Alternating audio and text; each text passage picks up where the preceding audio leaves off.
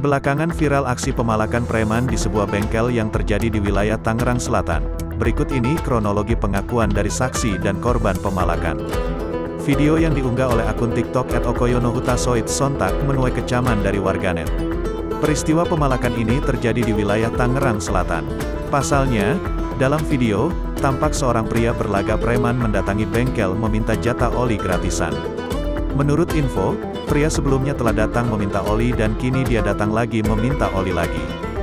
Dalam video, terdengar pria ini memaki dengan kata-kata kasar dan menantang orang sekitar. Dengan lagaknya bak penguasa jalanan dan penguasa wilayah tersebut. Akhirnya terlihat penjaga bengkel memberi bungkusan plastik berisi oli kepada preman tersebut.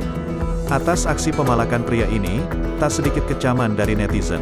Ada yang berkata, pemalas begini tidak ada gunanya hidup. Ada juga yang berkata, kayaknya mulutnya perlu dikasih cabai biar gak bisa teriak-teriak.